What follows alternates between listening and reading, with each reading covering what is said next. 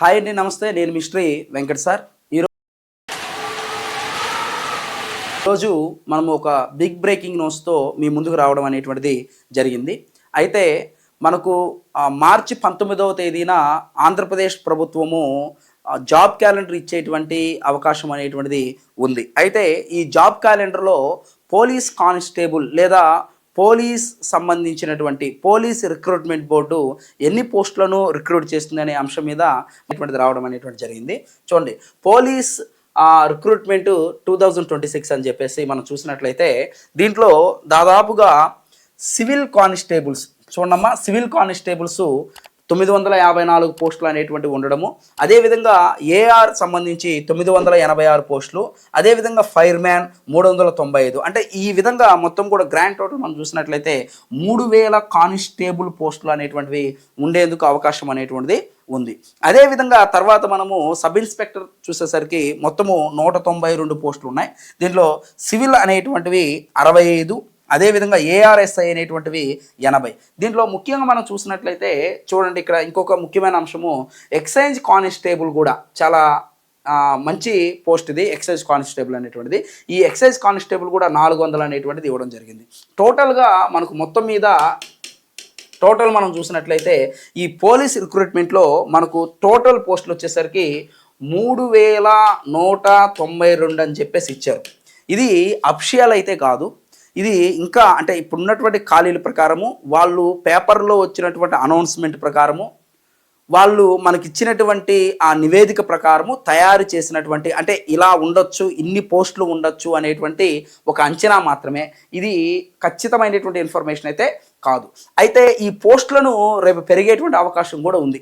నాకు తెలిసినంత వరకు దాదాపుగా ఒకవేళ పెంచితే కూడా ఒక 3000 పోస్టుల నుంచి ఒక 4000 పోస్టుల వరకు రిక్రూట్ చేసేటువంటి అవకాశం అనేటువంటిది ఉందన్నమాట. ఒకవేళ 4000 కంటే ఎక్కువ చేసిందంటే ప్రభుత్వం ఒక రకంగా సాహసం చేసిందని చెప్పాలి.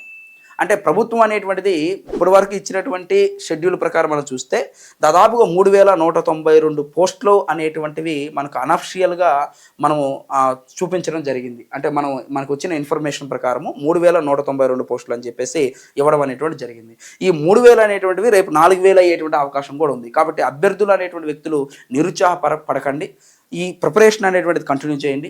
మీకు ఈ కానిస్టేబుల్ సంబంధించి, ఎస్ఐకి సంబంధించి మీ డైలీ కూడా వీడియోలు చేయడం అనేది జరుగుతుంది. కొన్ని కారణాల వల్ల ఈ మధ్య వీడియోలు చేయడం అనేటువంటిది తగ్గించడం అనేటువంటి జరిగింది. కానీ ఇక్కడ నుంచి రెగ్యులర్గా వీడియోలు చేస్తాను.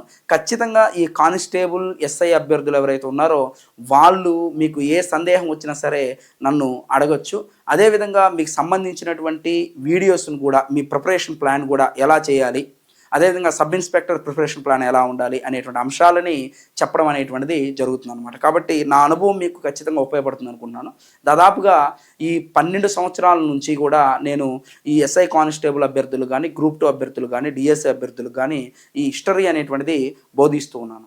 కాబట్టి ఈ యొక్క అనుభవంతో మీకు ఖచ్చితంగా ఈ పోస్ట్ని ఎలా గెయిన్ చేయాలి, ముఖ్యంగా కొత్త వాళ్ళు, పాత వాళ్ళకైతే అంటే ఆల్రెడీ రిక్రూట్మెంట్ రాసిన వాళ్ళైతే వాళ్ళకి ఒక ఐడియా ఉంటుంది.